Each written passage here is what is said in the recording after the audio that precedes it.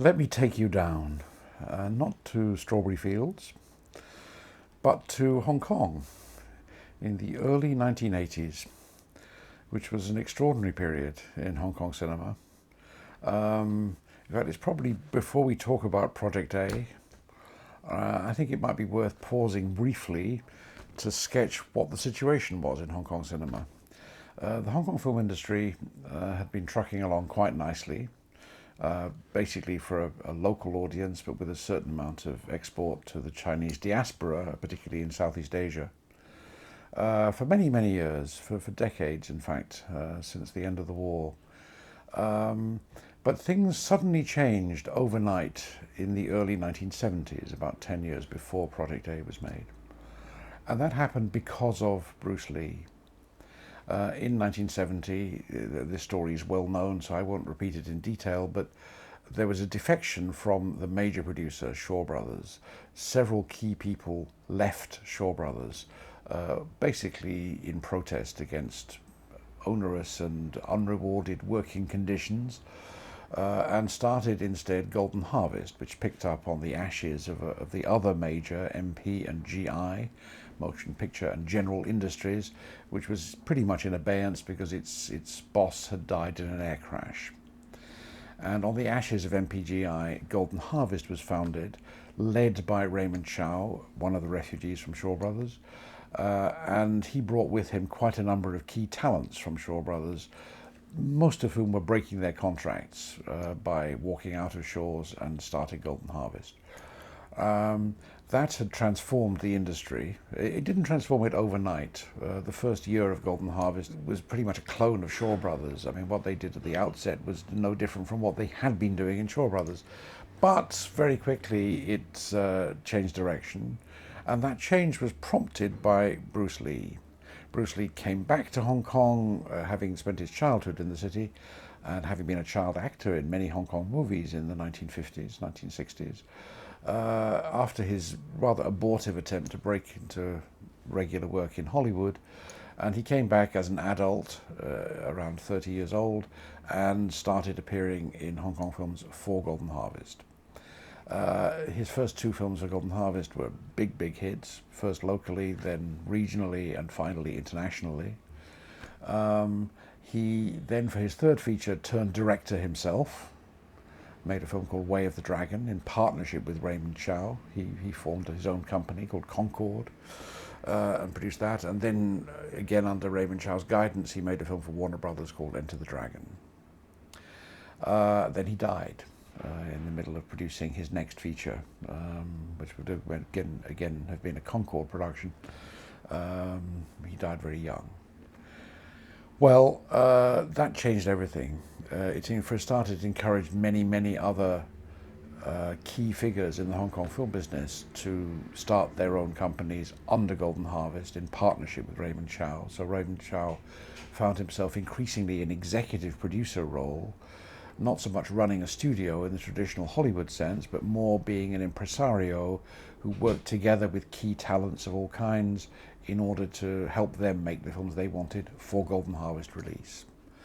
And that set a pattern, it was the second person to pick up on it was King Hu made King Hu Film Productions and produced a film called The Fate of Lee Khan under that deal. The next was a comedian, Michael Hui, who had been a huge TV star, had acted in 4 films at Shaw Brothers, and then became an actor, writer, director under Golden Harvest for Hui Brothers Film Company, another of these partnerships. And then Sammo Hung and many others followed suit by forming quasi-independent companies under the Golden Harvest umbrella and producing films that they wanted to make for Golden Harvest release. So this was accompanied by, as we've noted already, an explosion of worldwide interest in Hong Kong cinema. You have to imagine Hong Kong is a very small place. It has a relatively modest population, for a very large population for the size of place that it is, but still small in the global scheme of things. And it had this basically local film industry that had a little export potential because of the diaspora of Chinese around the region, but and to a certain degree into the Western world as well. But basically, it's a small place with a small film industry, predominantly local interest. Suddenly in '72, because of the huge success of the Bruce Lee films in the Cannes market, where they were sold globally, it found itself the focus of world attention. And so this tiny film industry suddenly was playing to the world. And this was a very unexpected thing for the industry. Its technical standards were pretty low. Its creative standards were a bit slapdash. It was not used to dealing with the demands of foreign distributors and people who wanted, music and effects tracks so that they could produce English dubs, or they wanted the Hong Kong producers to make English dubs for them. They wanted high quality prints. They wanted decent promotional materials, all the things that distributors are used to demanding from producers around the world. Hong Kong producers had no experience at all of producing any of this material. They were confronted by that and by the challenge of making more films that the world would want to see. Well, in the case of Bruce Lee, that was not a problem. In the case of Michael Hui, for example, it was a problem. In the case of King Hu, it was less of a problem because in '75, his film A Touch of Zen premiered in Cannes in its restored version, and he went on to have at least some fame in the latter part of the '70s and through the '80s as a Hong Kong director, and his films were distributed in quite a few Western countries. So the mainstream of the Hong Kong film industry was a bit less artistically ambitious, shall we say, than King Hu, and it was rather scrambling to catch up. And in that decade, especially after Bruce Lee's death in 1973, there were a lot of people struggling to fill the gap. They were trying to find ways to produce films that would pick up on what had been achieved by Golden Harvest with the initial Bruce Lee films. One of them was Law Wei, who had nominally directed the first two Bruce Lee adult films. I think it's well known that Bruce Lee had challenged his authority on the set. I mean, Law Wei had been a matinee idol in his earlier years as an actor, had turned director, had done all kinds of things, but he was not a great cineast. He was not a man who thought greatly about film language or film aesthetics or even film genre, probably. He was simply an ex-actor who had become very comfortable and not to say somewhat corpulent on the strength of his reputation. And he was more of, I think, a ringmaster than a director in the sense that we might recognize in the Masters of Cinema sense, for example, if we talk about a sister label on Eureka here. Bruce Lee had rebelled against him on the set, had refused to accept his direction, saying, "You know nothing about martial arts, I know a lot about martial arts, I'm going to do this. Let me tell the cameraman where to be, let me tell how to do the setups, how it's going to be edited, how it's going to look on in the finished film." And Law Wei complained to Raymond Chow, but he was, of course, sidelined very quickly because when Bruce Lee turned director himself to make Way of the Dragon, there was no more Law Wei. Law Wei didn't do it. Law Wei left Golden Harvest very soon after this, presumably somewhat humiliated by this, and he went around looking for another Bruce Lee. And the person he found is a young actor who had been in Golden Harvest films, had probably even appeared in films directed by Law Wei, called Jackie Chan. Jackie Chan was at that stage fairly young still, in his late 20s, and he contracted with Law Wei. Law Wei offered him to make him a star. Law Wei tried to do that, mostly in films shot in Taiwan. Abjectly failed to do it. He cast him in a whole series of films, some of them explicitly casting him as Bruce Lee's successor. New Fist of Fury is always the obvious case in point. But in a whole string of generically quite varied films, but all of them were martial arts films, none of them worked. None of them had any impact at all. Jackie Chan's career didn't really take off until the end of the '70s, when suddenly he teamed up with Yuen Woo-ping at Seasonal Film Corporation and produced or acted in two movies, Snake in the Eagle's Shadow and Drunken Master, both of which turned out to be enormous hits locally, regionally, ultimately internationally. just as the Bruce Lee films had done nearly 10 years earlier.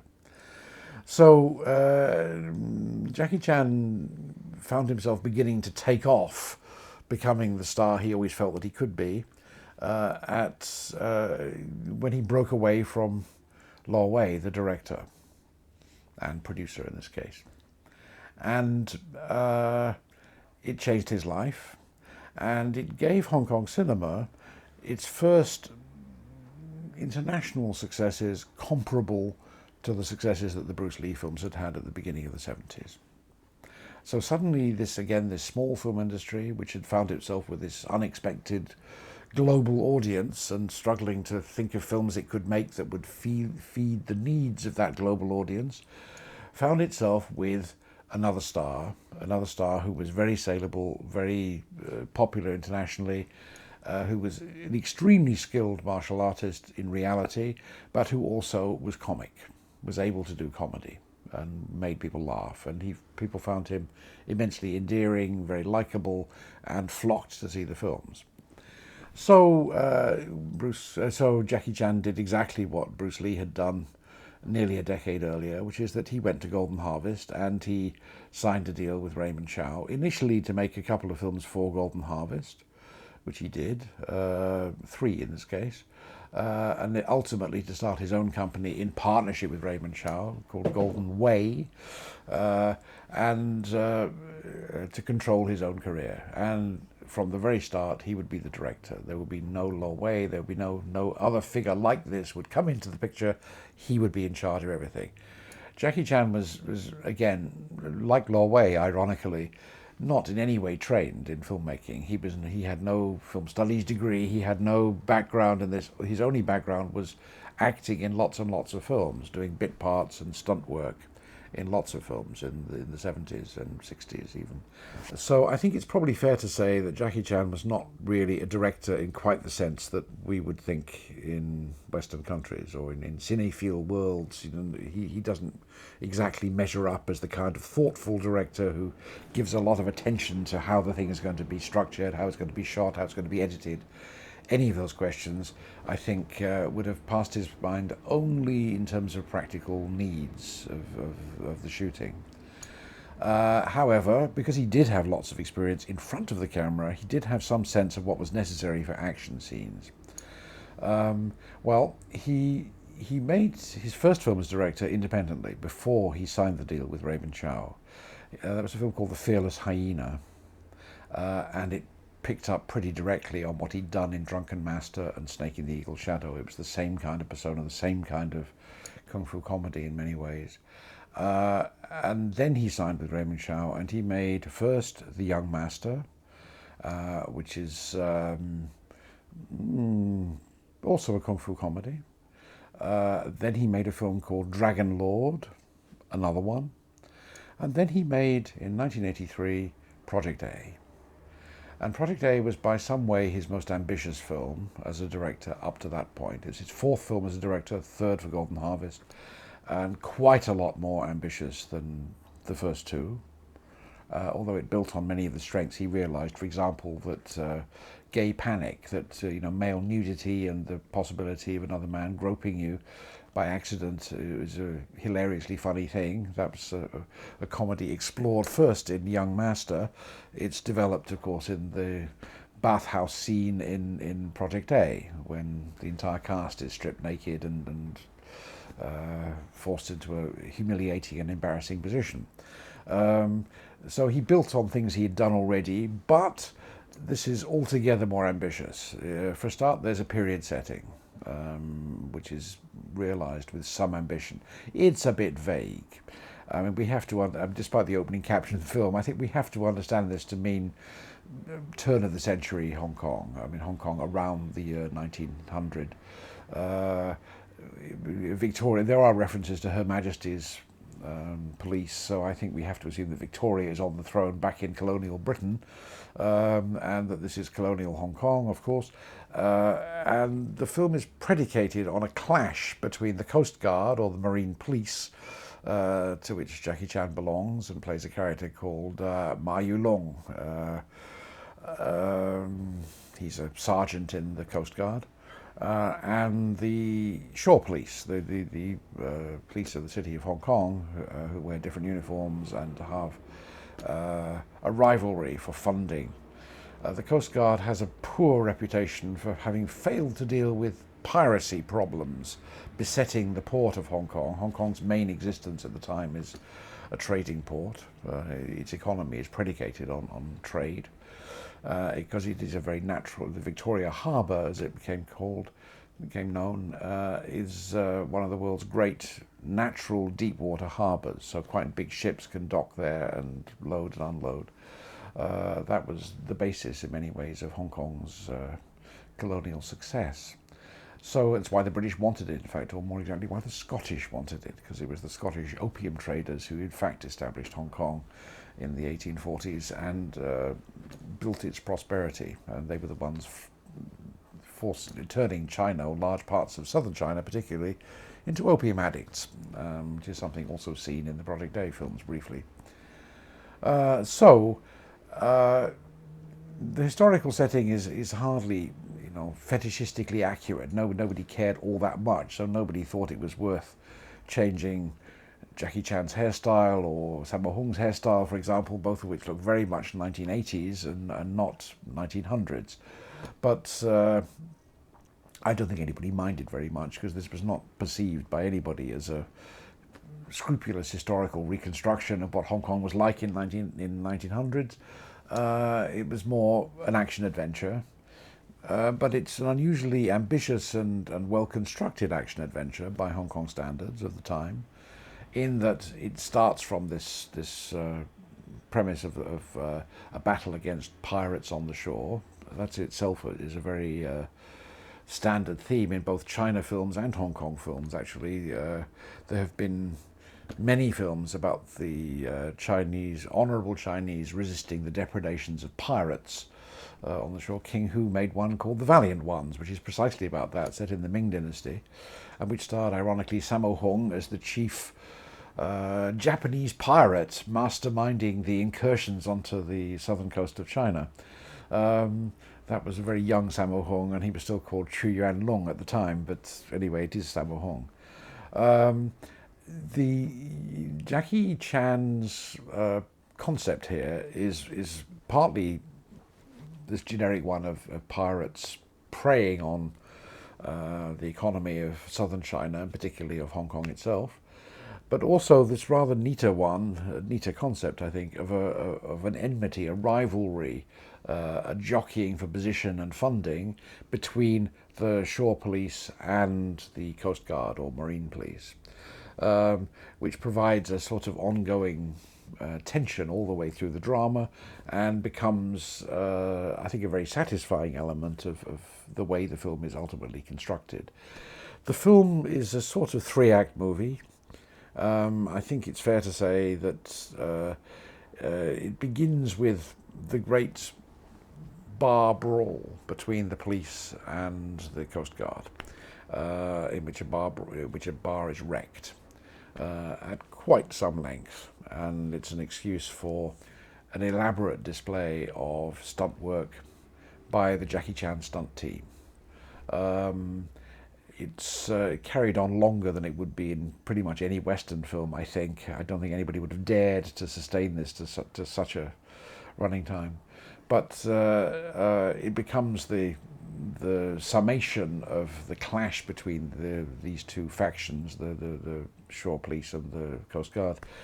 And it results in Jackie Chan being forced to join the police rather than to abandon the Coast Guard, basically, which takes the plot to its next phase. The second phase is an account of busting the local corruption that is perceived to be rife in the city of Hong Kong. So the VIP club is the location for the next big bust-up. It's decorated very differently from the bar. It has chandeliers, it has staircases, it has all the kind of things that stunt workers love to play with and hang from and jump around and slide down and so on and so on. And it provides an excuse for Jackie to do many of his showpiece things. And then finally we have a showdown with the pirates on an island off the coast of Hong Kong somewhere. There are literally hundreds of small islands around Hong Kong, all of which are technically part of Hong Kong's territory, and it's entirely believable that the pirates would have set up a base on the south side of one of those islands, and so this is a historically credible detail. That gives you 3 big acts and 3 big fight scenes. Interspersed in the middle of that is one of Jackie's great stunts. He made a point of performing all his stunts himself and insisted repeatedly at the time and ever since that his audience expects him to do the stunts himself. There's no question of using doubles or stand-ins or any of that kind of stuff. He will do it himself. And his great stunt in this film is falling from the top of a clock tower.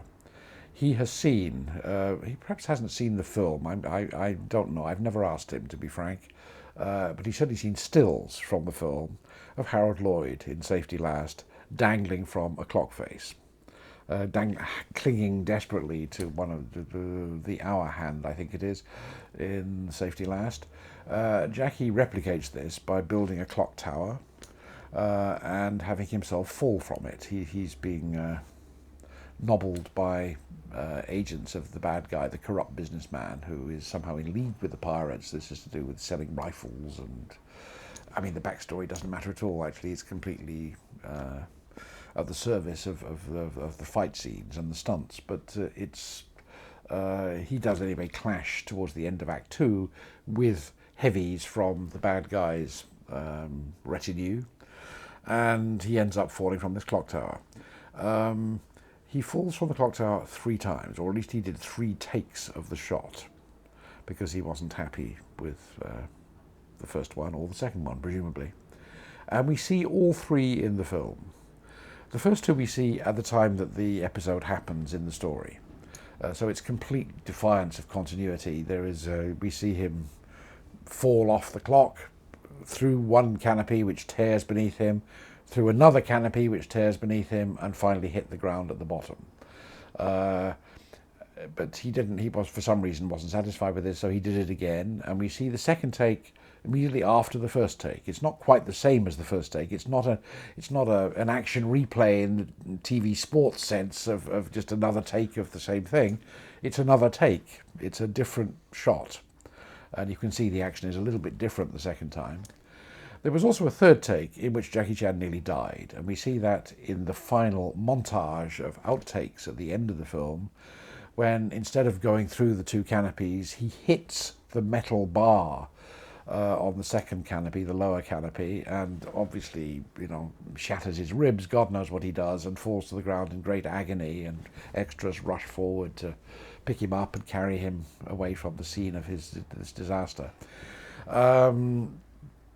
He shows you this. He shows you the bad take, the take when it went wrong. I presume that was the last take. I mean, I don't think he would have been able to do the other 2 had he already managed to break half his ribs by cracking down onto this metal strut. But he wants the audience to know that he's really giving it all to this process of filming. That his own pain, his own suffering, his own willingness to sustain injury is entirely in the service of pleasing the audience and giving them a spectacle, proving that he's willing to do these ridiculous stunts for real, without a safety net, without any visual effects, without any trickery, without any cuts. One take that makes it absolutely clear that this is actually what happened. Now, all of this comes from a little bit of history. We've already gone into a bit of the history about the Hong Kong film industry and how it suddenly found itself struggling to cope with a global demand for exciting and thrilling films. What we haven't talked about is Jackie Chan's history. He has a very... we don't need to go into great detail about it, but he was born, I think, in Hong Kong, grew up in Australia because his parents emigrated there, and then came back to Hong Kong when he proved to be a bit of a handful in Australia, and not a model pupil by all accounts. And he was sent by his parents to apprentice in a Peking opera training school. Not, as some sources will tell you, the Peking Opera Training School, as if there was only one such thing, which is a complete farcical invention, but in just a Peking Opera Training Academy of some kind in Hong Kong, where the kids, it was like basically selling the kids to an orphanage. That's essentially what was happening. The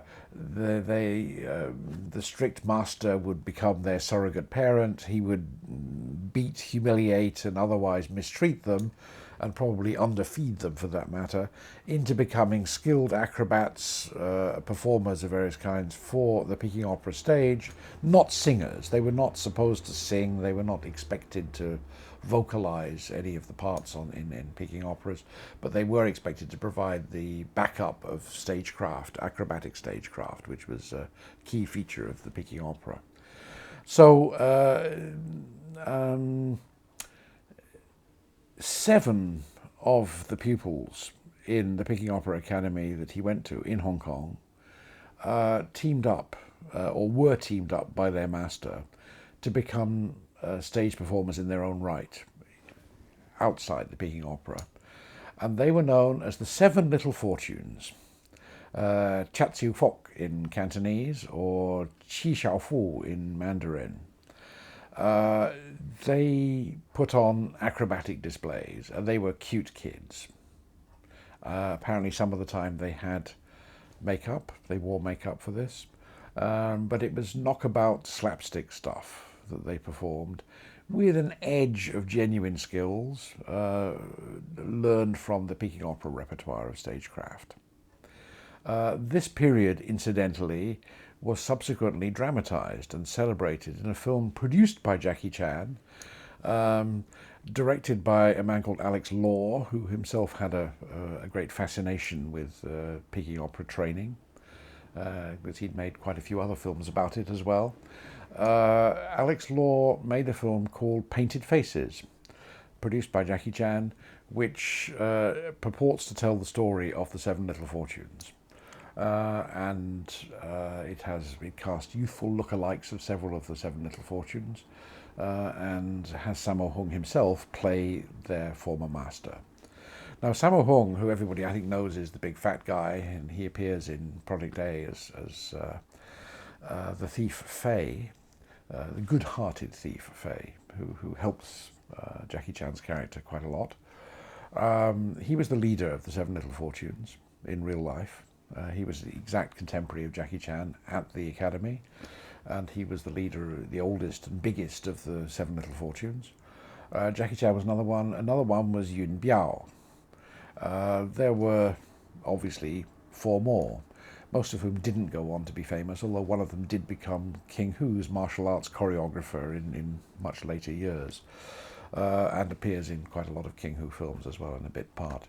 But the 7 Little Fortunes had their day. I mean, I don't suppose they were enormously successful. This would have been in the late 1950s in Hong Kong.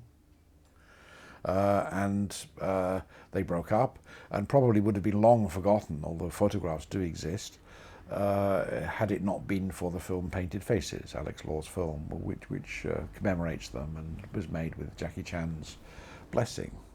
But that was done after Project A. Project A is already a partial reunion of the 7 Little Fortunes, because Sammo Hung appears in it as the thief, and Yun Biao, who is was one of the other 7, appears as Inspector Tse, I think his name is. He's the son of the police chief, who turns out to be a bit uptight, a bit inhibited, a bit boring, a bit of a stickler for the rules, that kind of thing, but ultimately turns out to be a good guy, and who works together with Jackie, and they achieve good things together. So the film is, in that sense, a little bit of a reunion for the 7 Little Fortunes, and it brings together the 3 key people. Painted Faces is made after this, and by the time we come to the sequel, Project A2, relationships have soured a little bit between the surviving 7 Little Fortunes, and there's no question in Project A2 of Sammo Hung and Yun Biao appearing again. So for old time's sake, doesn't count anymore. and they are not present. Other people take their place in many ways. A new gallery of old faces pops up in Project A2 to, as it were, replace them. But in the first Project A, they're quite integral to the proceedings, and for Jackie Chan, it's a very sentimental reunion with his old classmates, I guess you could call them, from the Peking Opera Academy, all of whom have gone on to have some success in Kung Fu cinema in the 1970s. And here they are doing their thing once again, fighting together, falling in, falling out, arguing, bickering, quarrelling, experiencing rivalries, jealousies, but often, ultimately, sentimentally cooperating. Your fans of Hong Kong cinema will notice also a little cameo in the film. He appears only in a mahjong playing scene together with Sammo Hung, when there's the question of cheating going on, and there's also a great interruption to the mahjong game, which Sammo Hung tries to retrieve regardless. And that's Wu Ma, the very lovely Wu Ma, who is an actor of some note and a director of some note. And he makes a little cameo here, I think because he was a close friend of Sammo Hung, more than that he was a close friend of Jackie Chan. But he does a little cameo as a mahjong player, which I think those who appreciate his own work in films like The Dead and the Deadly will relish seeing here. At the same time, Jackie Chan has by now, after having made 2 previous films in Golden Harvest, has created his own team of people.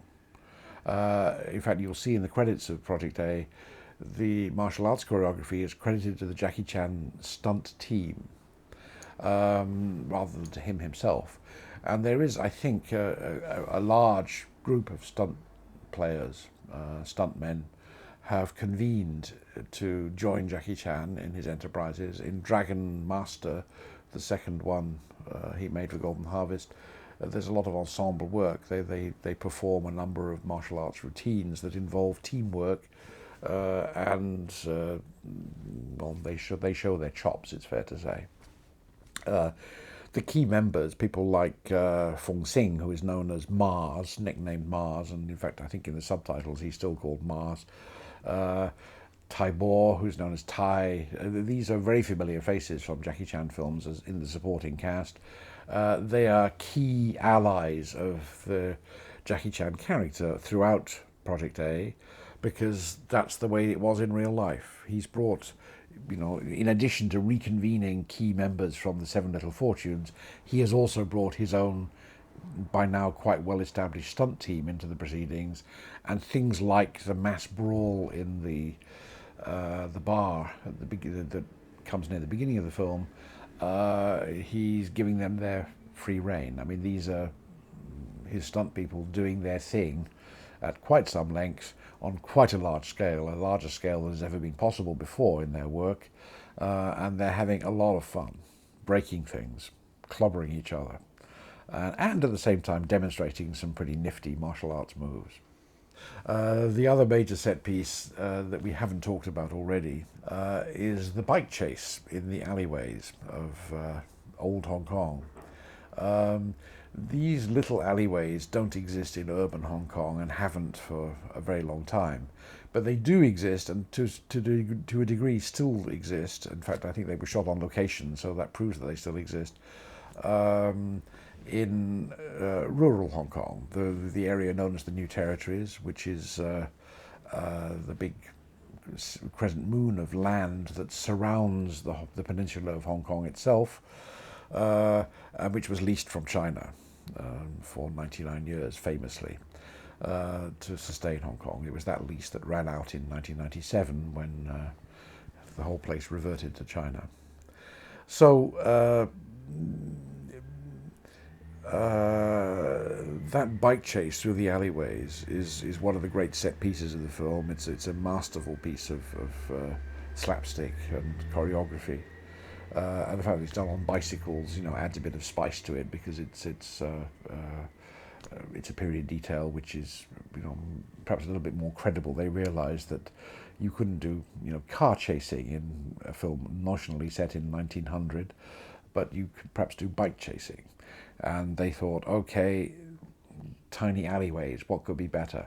It provides all kinds of things, possibilities for visuals, with doors suddenly opening and smashing people, with ladders suddenly appearing, with obstacles being carried across the intersection of two alleyways and needing to be jumped over or collided with or ducked under or whatever. And they explore pretty systematically all of the possibilities of this, and it's another rather brilliant and brio-filled example of the inventiveness, the desire to entertain the audience with a series of stunts, visual gags, surprises, basically broadly in the spirit of silent comedy. This is slapstick of a kind that you couldn't do on the stage, for example, in Peking opera. I think the pressures on Jackie Chan in 1983 were a little bit different for Project A because of the global expectations, the pressure to produce things at Golden Harvest that would sell around the world and would satisfy a global audience. And Jackie Chan, I think, rose to this challenge really quite impressively in Project A. And whether or not he was factually the director, I'm sure he called the shots, but whether he was a director in the Western sense, whether he actually directed the actors, controlled things in a very minute way, I personally doubt. But I think the film was made, in fact, by the studio, by Golden Harvest, and it was the experienced team of technicians from Golden Harvest who basically directed this film collaboratively, with a lot of input from Jackie Chan, I'm quite sure.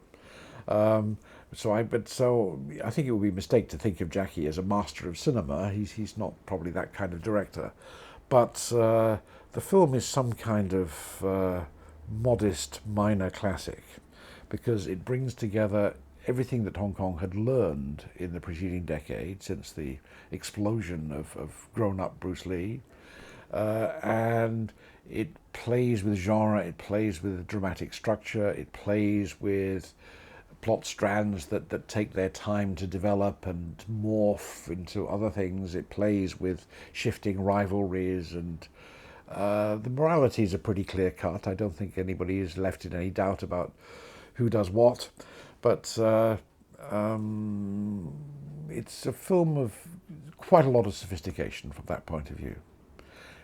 One other thing I should point out is that the bad guy, the pirate, is played by Dick Wei, who doesn't in real life have all those tattoos, doesn't actually look quite as fearsome as that. If you see a lot of Hong Kong films, you will have seen him in quite a lot of movies of the 70s. He does sometimes play villains, although not quite as villainous as Pirate Lo, but it's interesting to speculate. The character is called Pirate Lo. I wonder if this was Jackie Chan's way of getting back at Lo Wei, who had been the director he blamed for messing up his own career in the 1970s until Yuen Woo-ping stepped in and rescued it.